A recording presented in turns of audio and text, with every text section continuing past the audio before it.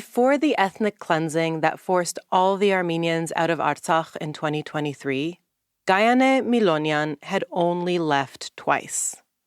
The first time was when she was a child, during the first Nagorno-Karabakh war in the early 90s. That was your first time leaving? Yes. After being and the second time was the 2020 war. You've only left during wars? Yeah. Each time conflict forced her out of her native Artsakh, she went to the Republic of Armenia. And then she returned home as soon as the fighting settled down. But the third time she left was when Azerbaijan bombed Artsakh after the 10-month blockade in September 2023. Gayane, along with over 100,000 Artsakh Armenians, was never able to return. When we met with her in the summer of 2024, almost a year after she and her 2 children had been displaced, she toured us around their home in Yerevan. So, this is my next home after my evacuation from Artsakh. I really love it here because I quit being a perfectionist.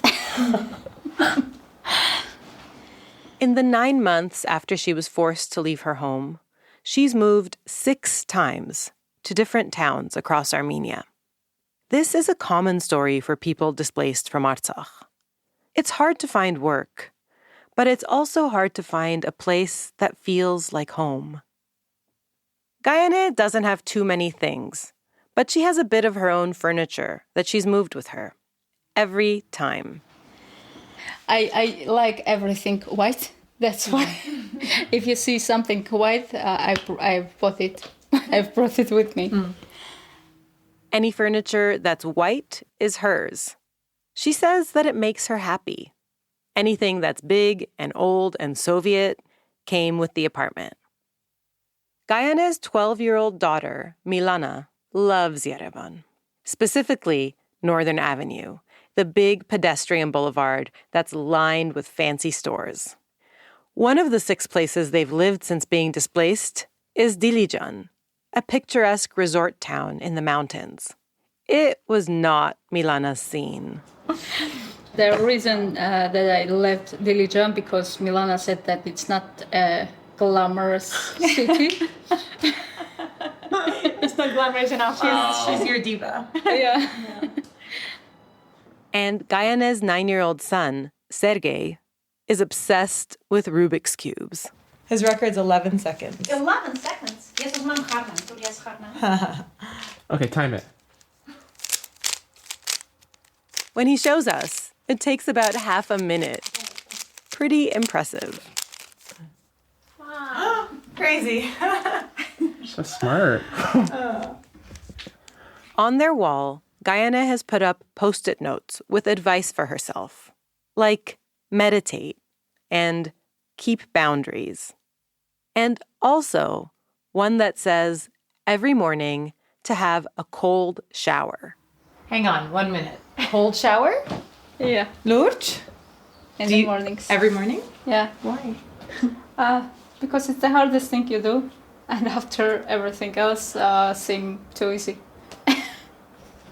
So, start your day with something difficult to put everything else into perspective. Gayane is always trying to improve herself. Like, she made her own phone holder by the kitchen sink so she can watch TED Talks while she washes dishes.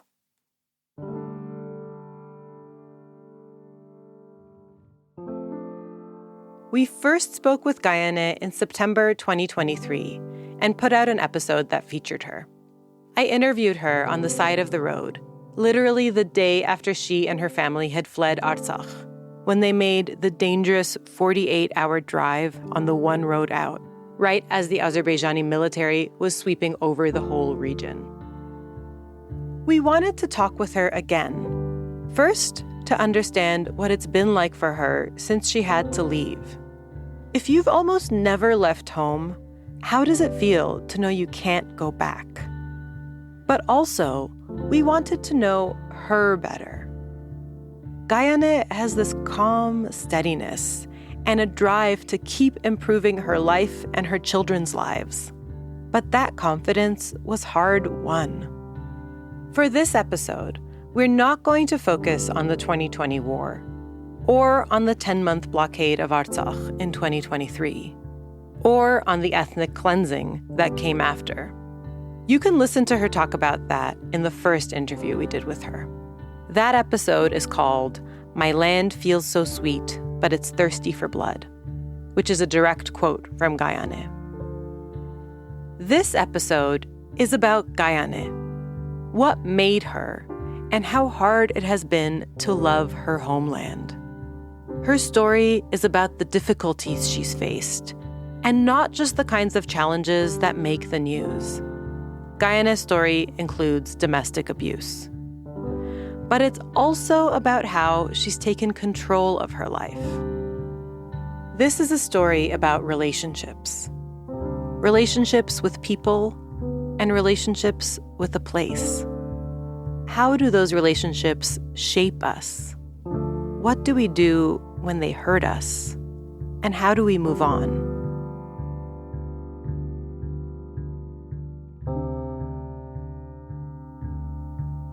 Welcome to Country of Dust, stories of a changing Armenia. This episode, When Home Stops Being Safe. I'm Nairi Abrahamian.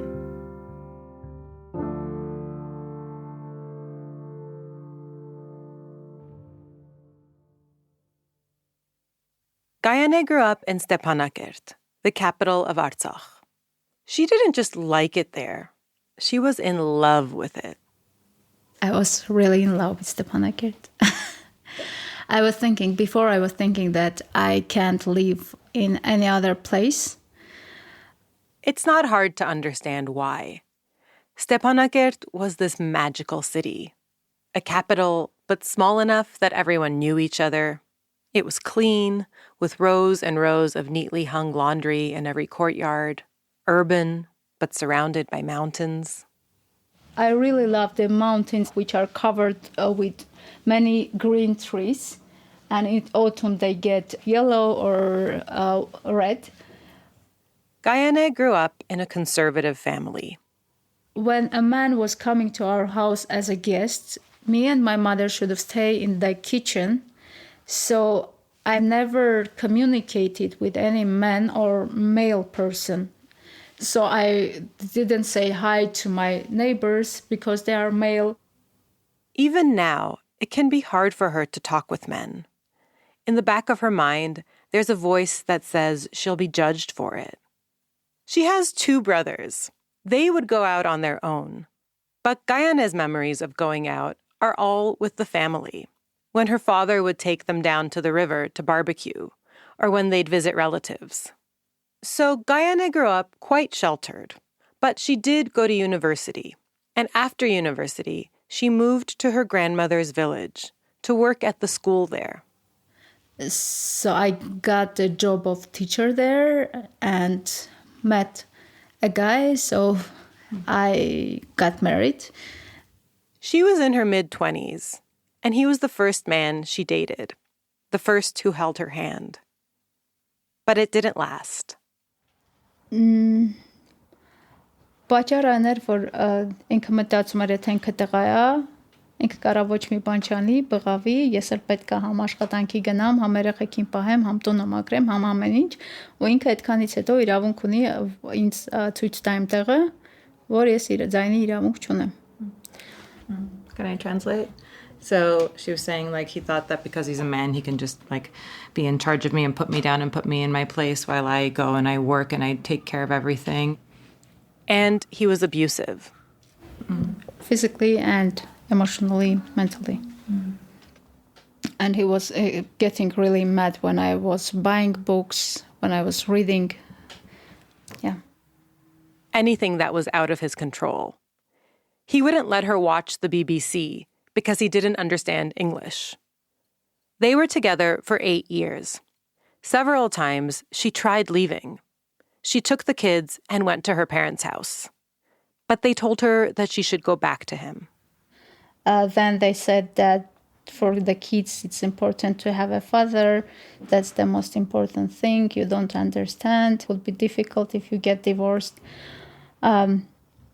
So they convinced me, and I went back. Then, one time, she was at her parents' house, and she had written a to-do list on her arm, in English. Խփեց բերանը սենց պատարվեց միջից ու արյունը սաղ արյուն արեց, որովհետև գրել է ինչ պետք է վաղը անեմ։ Ասում է դա ինչ ես գրել, քո սիրացի անուն ես գրել, չգիտեմ ինչ ես գրել ոչմ։ Ադեր։ He said, "What did you write? Is that your lover's name?" He hit her, split her lip. Պապաս ասաց, որ դա արդեն վերջացած ես, դու քո հետ էլ ոչ մի հարց լինել չի կարող։ Her father asked, "Why did you do that to her?" And he said, "Why didn't she write in Armenian?" After that, her parents agreed that she shouldn't go back to him. The last time she saw him was in court when they got divorced. He has another family now. Yeah. And he never called to know what the children are doing even during the war. He never called to know how are they. So. Throughout the tumultuous years of her marriage and separation, Gayane had a story in her head that kept her going. It was about a lion. When I was still married, I went to the library and took a book about a lion that were living in the circus, and his dream was getting back to the forest freedom. And at the end of the book, he had done that. He was free, but in the freedom he died. And I was thinking that it's better to die than live in this prison, in this cage, in this circus. So it was my motivation. To the lion, freedom was worth the risk of death. And it was to Gayane, too. I was in a very bad financial condition. I was trying to get a job as a teacher, and it wasn't possible. Sadly, my husband was saying that I will beg him to get back to him because I will have no money, because I will have no job. At 32, Gayane was single with 2 young children. It was scary, but she was at a point in her life where she needed to make her own decisions. There was no turning back. So the circumstances for me were so extreme that I was ready to get any job, any well-paid job. Well-paid, so she could have full control over her life, without answering to anyone. I wanted some job where I will be treated like a person, not like a woman. I wanted to be respected. I didn't want someone to yell at me only because I'm a woman and only because he's a boss. There weren't many jobs in Artsakh, but someone she knew told her that a humanitarian NGO called the Halo Trust was hiring. Their work is to clear explosives from conflict zones. Her job would be removing landmines left over from the first Nagorno-Karabakh war in the 1990s. I was really afraid of that work, of the work of the miners. She went online and found articles that called demining the most dangerous job in the world. And her parents definitely did not want her to work there. But it was her path to freedom. Just like the lion escaping the circus in the book she read, getting this demining job was her way out. So when I decided to be a deminer, at the same time, I overcame the fear of death. So I was ready to lose my hands, lose my legs, and even die. But I wasn't ready to live in the way I was living before. First, she worked in the field, sweeping a big, heavy metal detector back and forth across the ground to find mines and other explosives. But soon, she was working in many facets of Halo's work, as an interpreter and in mine education, teaching the public about the risks of encountering landmines. One day, she was talking to a group of kids in a village. One of the kids asked, "Are you looking for a mine?" I said, "Yes. Have you seen any?" And he said, "Yes, I can show it." He said that the mine is near our playground. It was a large projectile sticking out of the ground, right by the place where they played every day. It could still go off at any moment. The team came and cleared it out. It's instances like this one that make Gayane especially proud. She could feel the direct impact of her work, saving lives. But generally, her work was surprisingly calm. When they took a break, they would sit in the field and have coffee and chocolates from the back of their van, surrounded by mountains. I was enjoying my work with helping the land, and also I was enjoying being in the nature. I've just remembered, I felt that, is this a job? I'm just having a good time, like a picnic in the nature, doing some little job and getting money for it. This actually is a joy, not a job. A joy, not a job. Also, Halo was supportive, a good place to grow, especially once she started working in the office. It was all new to her, but she was eager to learn. The Halo staff were patient with her and let her take the time she needed to learn new skills. I remember Toby, he was my first manager. He was waiting 2 hours for me to type a few sentences on his computer, and he didn't say a word. Gayane says that getting this job was the first step into her mature life. It changed everything, actually. Working for Halo changed everything in my life. I became more confident, less shy. I had really bad problems with communicating with men. But when I had the deminer training, I was the only woman, only female person with 48 men. There were other women at Halo, but most of the deminers were men. And especially at first, it was uncomfortable for her to be around so many men. But she faced her discomfort. Thinking back to that time reminds her of something that happened when she was a kid. When I was a child, I have homeland. Oh, you drowned? Oh, Yeah, I've drowned. She was drowning, and a guest at a neighbor's house ran over, pulled her out of the water, and saved her.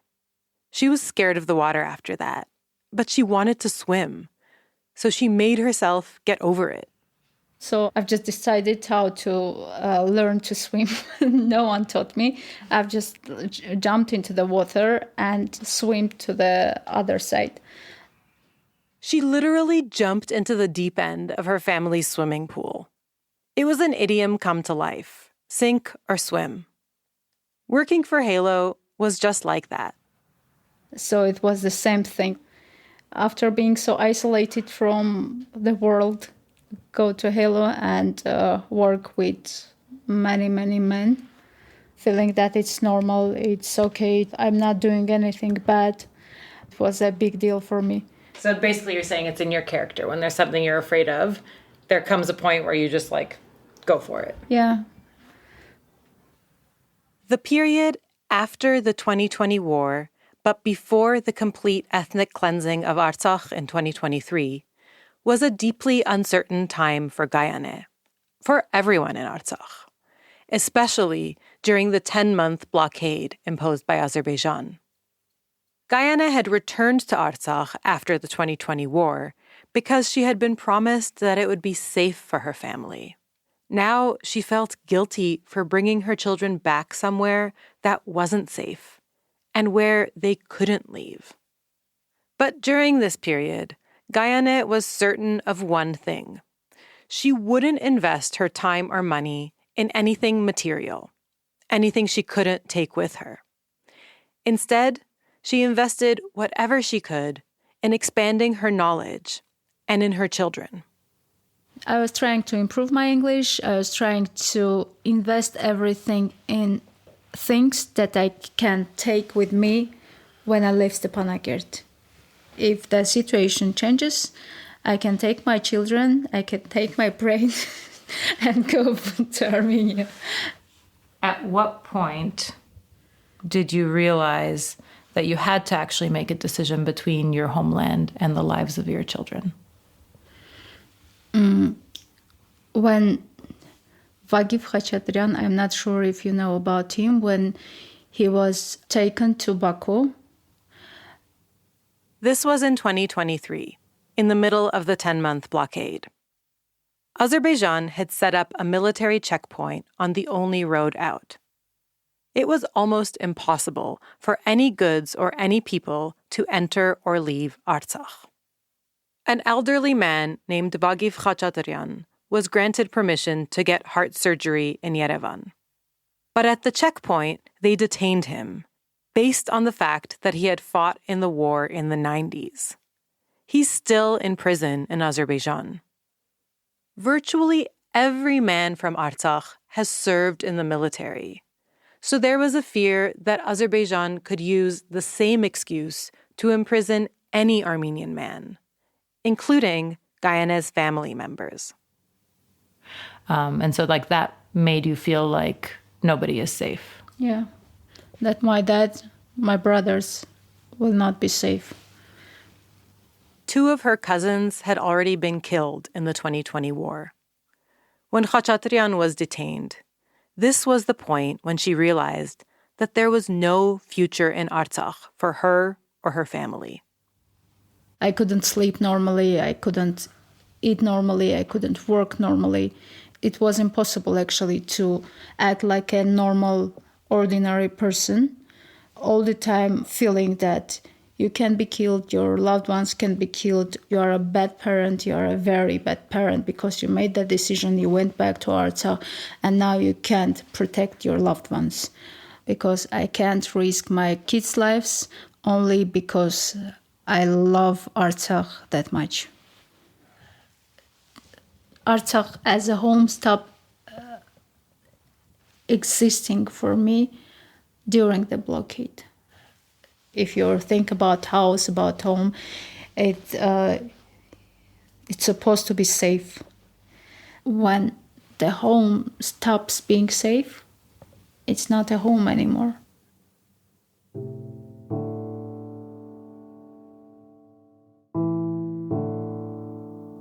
She couldn't stay in Artsakh anymore. At this point, there was a blockade, so she couldn't leave. But as soon as she could, Gayane knew that she would. Yes, I love this land, but sometimes we think that we love something, but it brings us only pain and requires so many sacrifices. When you get over after a toxic relationship with a person, it's almost the same. The parallel between a toxic relationship with a man and a toxic relationship with your homeland is something that close to your heart and something that can kill you one day.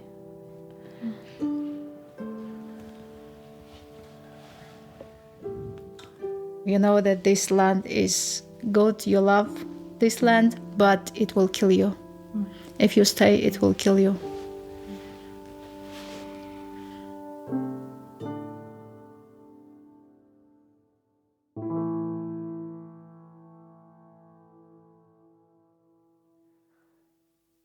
The blockade had stretched on for so long that when Azerbaijan attacked Artsakh on September 19th, 2023, Gayane was actually relieved. I was first scared and then happy because I knew that this will change something. This situation, unbearable situation, will end. We will survive or we will die. During the forced exodus, over 300 civilians died. Some during the attack, many on the road, and over 200 were killed in an explosion at a fuel depot. Gayane spent 2 days stuck on the one road out of Artsakh, a road that should have taken 90 minutes to drive.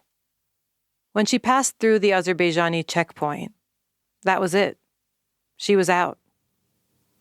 Բարեր չկան, որ ես դա բացատրեմ, ընդհանրապես բարեր չկան, բայց ոնց որ ինչ որ մի հատ գրուզավիկ truck քարերով բեռնած քո մեջքի թանեին, որ դու բերում էիր այդքան վաղ մի տարի բերում էիր քո գլխում, քո մեջքին, ոնց որ այդ քարերը, այդ սաղ բեռնատարը թափեին քեզանից, այդ զգացողությունները ես հանգիստ քնեցի, առաջի անգամ մի տարում ես հանգիստ քնեցի.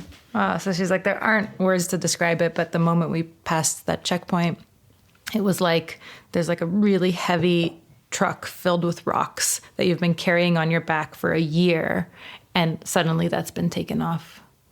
We crossed the border, and after so long period of time, after a year, I was feeling so free, so light. Because everything was so heavy for me. I was really, really, really dirty. I was hungry.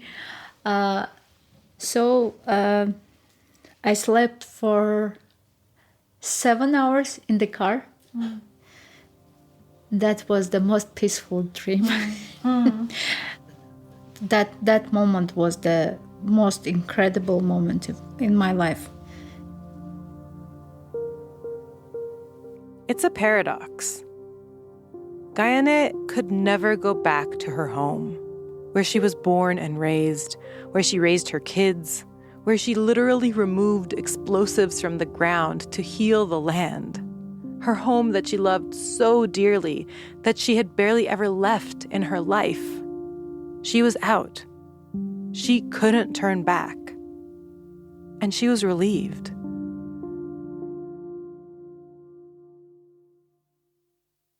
Her work at Halo had meant a lot to Gayane, but she had to leave all that behind now. Does it feel now like all of that work was for nothing?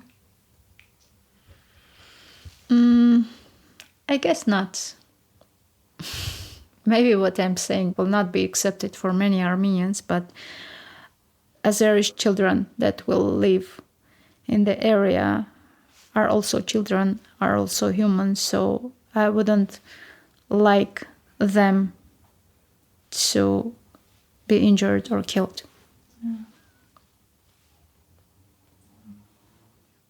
Beyond her work, though, Gayane's feelings about the land and the sacrifices Armenians have made to keep it are different. What about, though, all of the people over the years who you know personally and the thousands and thousands of others who have lost their lives? Now that we've lost Artsakh, does it feel like that was for nothing? I think yes. Sadly. I'm sorry, it's a tough question.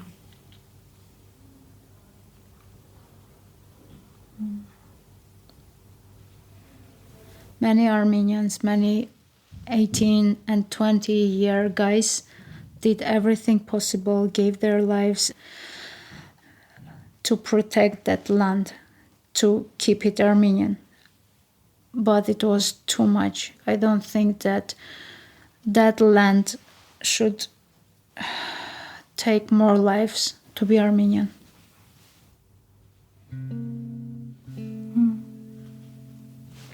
It's my opinion.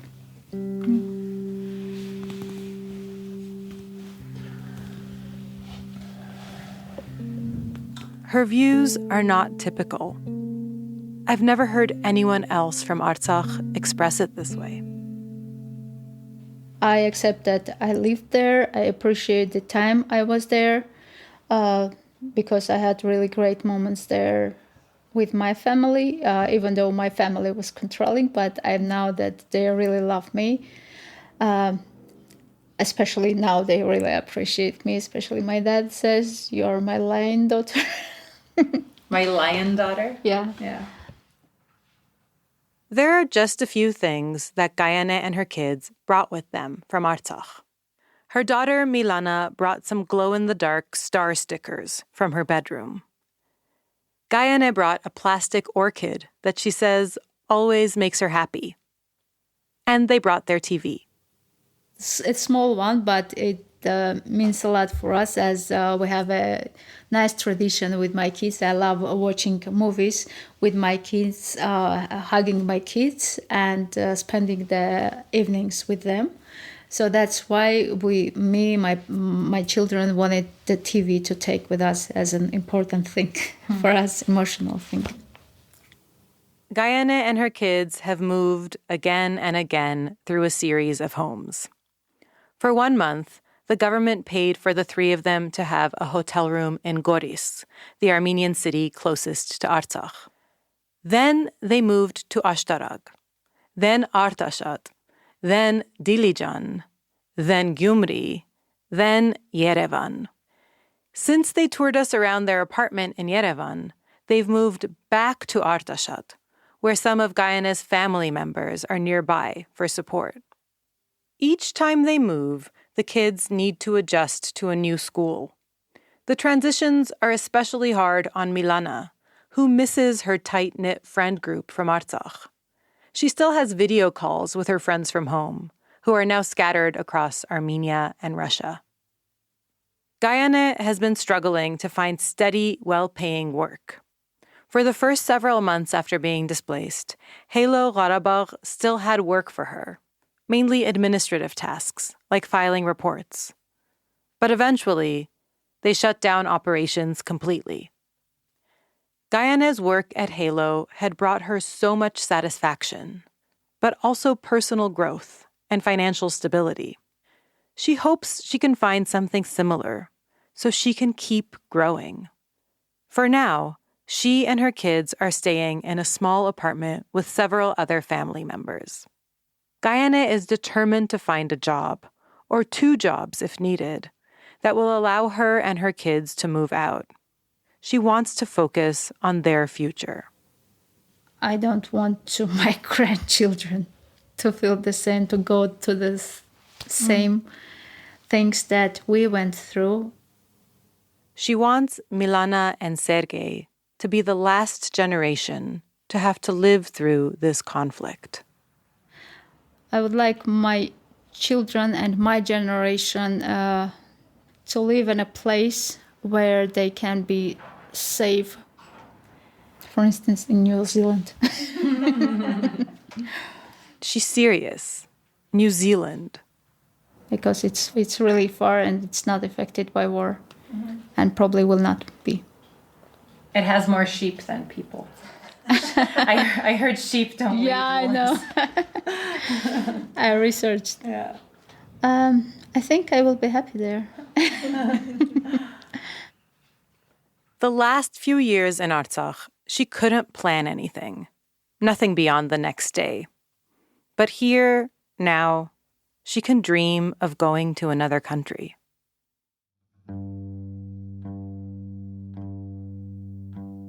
When we talked with her right after she left Artsakh in October 2023, she said she was hoping to find companionship. I went through a toxic relationship, so I would like to have someone in my life that will respect me and I can respect and love himself. But a year later, after she was more settled, she gave a different answer. She said that it wasn't at the forefront of her mind. I think maybe I need some time to just enjoy my comfort zone. For now, she didn't want to lean on anyone. Usually in the mornings I feel strong as a strong girl who is able to solve her problems.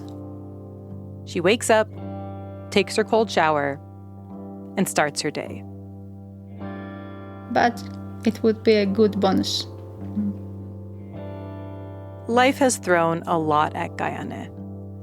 But with all the things that are out of her control, she's developed an ability to stay present, to pay attention, and to grow. I think life gives you lessons. If you learn the lesson, you live better. If you don't learn the lesson, life gives you more lessons.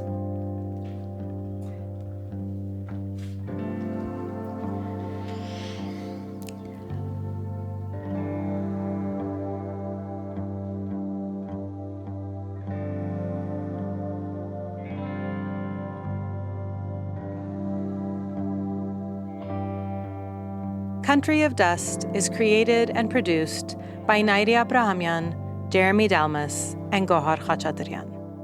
Sound engineering and music by Jeremy Dalmas. This episode was made possible with support from the H. Hovnanian Family Foundation and the Swiss Agency for Development and Cooperation. To the supporters of our crowdfunding campaign, we couldn't have made this season without you. Thank you for backing us. And we're grateful to you for listening. To help us keep making the show, you can donate at countryofdust.com. And help spread the word. Share our podcast with your friends and family.